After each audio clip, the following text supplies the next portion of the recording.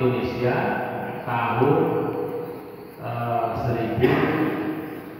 2003, tahun 2003 yang bertempat di Kota Padangpanjang tahun 2003, hasil musyawarah ulama Majelis Ulama Indonesia tentang rokok, dikiaskan akhirnya dicapai kesepakatan hukumnya khilafiyah.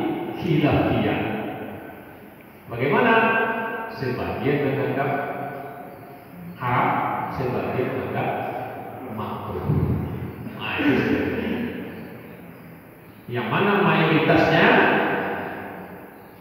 yang mengatakan makruh, sebagian kalangan ulama dari NU. Yang mayoritas ulama dari Muhammadiyah dan kesepakatan dengan MUI haram. Ya udah, makruhnya dia. Makanya sampai sekarang masih jalan itu pabrik rokok. Nah itu kenapa? Karena kias. Nah itu. Kalau makruh, ya itu. Ya, Bapak tahu apa makruhnya? Dikerjakan tidak berdosa, ditinggalkan berpahala. Tapi satu pun tidak ada ulama yang mengatakan mubah. Mubah apa? Biasa-biasa aja kan? Biasa-biasa aja gitu. Enggak, tapi minimal makruh. Nah, jadi Bapak sekarang gimana? Ya kan? Makruh. Oke, mau di posisi yang mana? Ya kan? Dengan satu syarat, jangan sampai bertek, jangan sampai bertekar. Ya. Jadi Bapak Ibu yang dirahmati Allah, makanya kita dalam prinsip kita terhadap Nabi yang begitu, dahulukan wahyu ya, dahulukan wahyu. Jangan apa aja akal didepankan, menurut kita saja, menurut akal kita jangan. Ya, itu saya bilang tadi ya, saya sudah bilang domainnya akal dipakai dikias dan ke bawahnya. Terus ke bawahnya apa? Ya, hal-hal yang biasa, nggak perlu kias juga, nggak tahu kita ini. Kayak ini pakai putih, kayak putih itu perlu kias, ini biasa-biasa. Makanya dokter bilang air putih, karena itu yang mubah, yang nggak jelas, nggak perlu siapapun, orang awam atau orang alim tahu semua, ya kan? Nah, tapi kalau hukumnya air teh mana? Nah itu bisa berubah, bisa juga perlu kita harapkan fatwa dari teh, ya. Dokter perlu juga itu bagaimana? Karena sebagian ada juga mengatakan ada juga sedikit efek sampingnya juga air teh. Kopi bagaimana? Nah, kita perlu dokter. Nah, karena udah mulai agak rumit. Baik Bapak Ibu yang dirahmati Allah, akhirnya gitu ya, selamatlah mereka sampai ke seberang. Wa aghraqna ala fir'aun, dan kami tenggelamkan. Ingat baru saya ulang kembali ya. Kenapa Allah pakai kami? Ada Allah yang pakai kami dalam Al-Quran, Allah ada yang pakai tidak. Saya ulangi lagi. Maka para ulama tafsir mengatakan tanda-tanda kalau Allah pakai kami, yaitu tanda-tandanya Allah melibatkan makhluk dalam suatu perbuatan. Allah melibatkan makhluk. Nah, itu contohnya Pak. Kami tenggelamkan Fir'aun dan pasukannya. Berarti apa? Terbukti Allah melibatkan yang lain-lain. Mulai dari mana? Mulai sampai Nabi Musa di seberang dengan kaumnya sudah selamat semua. Allah perintahkan lagi Nabi Musa. Nah ini kan Allah bisa aja sendiri. Tapi Allah perintahkan mulai dari mana? Hai Musa, tongkat pukul lagi tongkat ke laut. Jadi mukul tongkat ke laut ini di awal dan di akhir, Pak. Di seberang. Itu juga awalnya itu. Awalnya Musa kan mukul tongkat ke laut sebelum nyebrang kan. Nah, laut akhirnya sibak gitu kan. Terus sudah selamat semua, mau laut ini dikembalikan ke biasa, Allah perintahnya Musa, Musa pukul lagi tongkat ke laut. Nanti pukul lagi, Pak. Jadi jangan lupa, Nabi Musa ini mukul tongkatnya 2 kali ini, Pak. Ya. Jangan, orang kan kebayang waktu mau mulai aja kan? Tidak. Pas Allah mau tenggelamkan Firaun, laut kan tadi beku ya, beku gitu, kayak es. Akhirnya Allah perintah, mulai akhirnya Nabi Musa pukul lagi. Mulailah air laut yang tadi gunung-gunung kayak batu es, akhirnya kembali. Ya, sampai para ahli tafsir waktu guru saya waktu di Mesir dulu menjelaskan, Pak, itu laut itu kenapa sampai patah-patah pasukannya Firaun itu kan jasadnya itu sampai patah-patah dan air laut jadi merah, sehingga itu maka sejarahnya bernama Laut Merah. Karena pasukan Firaun tadi yang beribu-ribu tadi itu dihantam oleh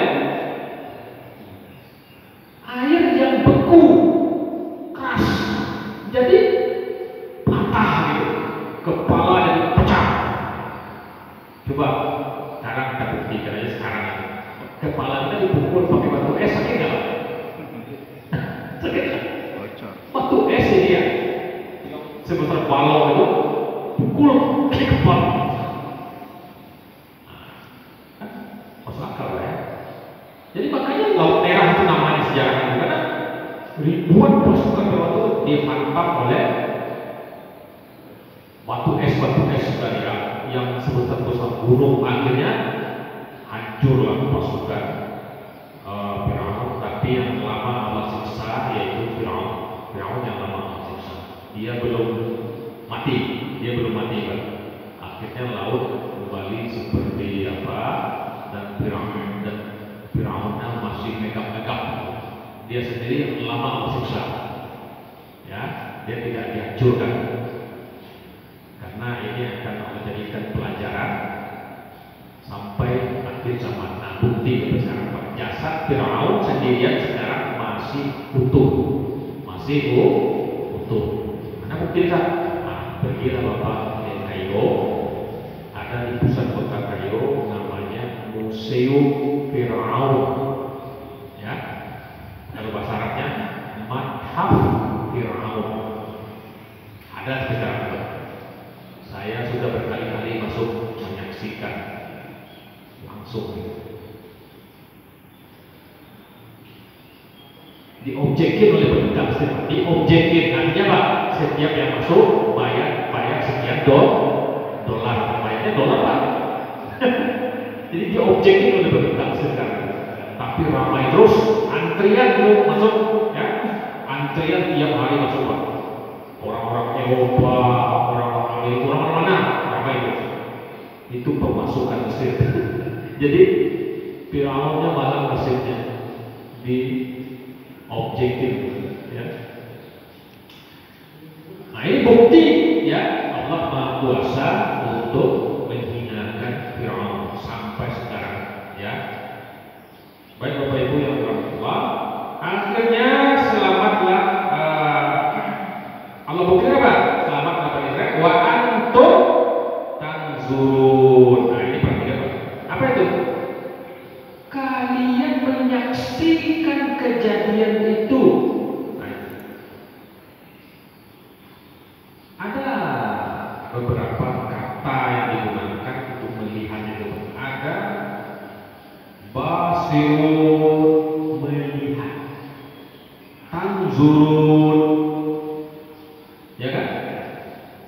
Ra'un, yura'un, ya kan?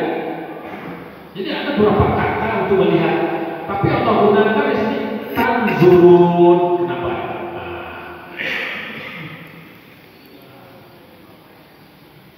Kata melihat ini dalam bahasa banyak ya. Nah, tapi Allah pilih kata tanzurun, ya. Nah, ini kenapa? Ini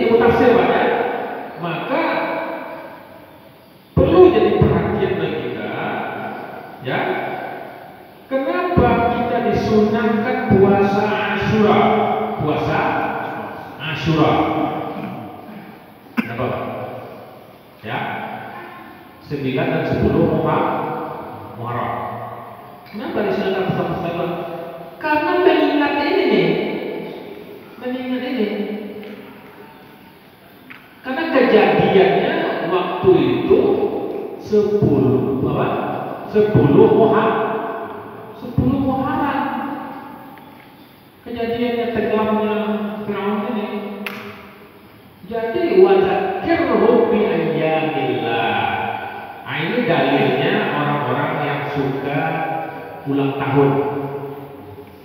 Nah, ini dalil yang dibenarkan oleh orang-orang yang suka ulang tahun. Ya, wadzakirhum bi ayyamillah. Artinya ingatkanlah mereka dengan hari-hari yang Allah jadikan untuk kemenangan. Makanya Pak, kalau ada acara Maulid Nabi ya, itu jangan pula diharapkan. Ya, jangan pula diharapkan acara Maulid Nabi itu. Kalau salah, prosesnya tinggal perbaiki aja. Ya, tinggal diperbaiki mana yang prosesnya kurang benar. Tapi kalau ada acara itu dan caranya ya paling mengadakan pengajian, ya jangan disalahkan. Ya, kenapa? Karena mereka melandaskan mereka wadzakirhum bi ayyamillah, ingatkanlah kepada mereka hari-hari di mana Allah beri kemenangan. Makanya kenapa kita puasa Asyura? Karena mengingat keselamatan Bani Israel dari Laut Merah. Maka itulah ketika Nabi sampai di Madinah, ya, Nabi apa? Ya, tanyakan kalian tahu nggak kenapa Bani Israel puasa? Kan di Madinah Nabi hijrah ke Madinah itu udah ada orang Israel di Madinah, ya. Penduduk Madinah itu udah ada orang Israel waktu itu. Kan mereka udah menyebar ya kemana-mana. Karena mereka nggak punya tanah air kan. Mereka nggak punya tanah air, jadi mereka menyebar kemana-mana aja gitu. Akhirnya Nabi tanya, kenapa? Tahu nggak lihat sahabat-sahabat, kenapa ini orang Israel puasa Asyura? Nah, jawabnya sahabat, karena ya Rasulullah katanya dulu waktu itu Nabi Musa selamat dari Laut Merah. Nabi benar kan itu Pak? Nabi benar kan? Tapi Nabi Muhammad katakan apa? Wa ana ahaqqu bi Musa minkum. Wa ana ahaqqu bi Musa minkum. Saya, kata Nabi, lebih berhak ya terhadap Musa. Artinya apa? Saya Nabi Allah, tentu lebih tahu dengan Nabi Musa. Saya ini Nabi Allah, lebih tahu tentang Musa. Anak aku di Musa. Akhirnya kita puasa Asyura. Itu Nabi juga perintahkan kita puasa Asyura. Tapi bedanya apa? Kalau orang Bani Israel puasa Asyuranya hanya 10 Muharram, ya, kita disunahkan beda dengan mereka. Kalau mereka puasa 10 aja, kita puasanya 9 dan 10, atau 10 dan 11. Jadi kita puasa Asyura juga berbeda dengan mereka. Karena mereka 10 aja Pak, satu hari itu aja. Ya. Nah di sini kenapa kalimat tanzurun tadi? Karena mereka menyaksikan itu sambil mengambil pelajaran, menyaksikan sambil berpikir, karena mereka saksi di lapangan, menyaksikan itu. Waduh, hancur, benar, menyaksikan itu. Yang Bani Israel waktu itu betul-betul mereka merenungkan tenggelamnya pasukan besar di lautan.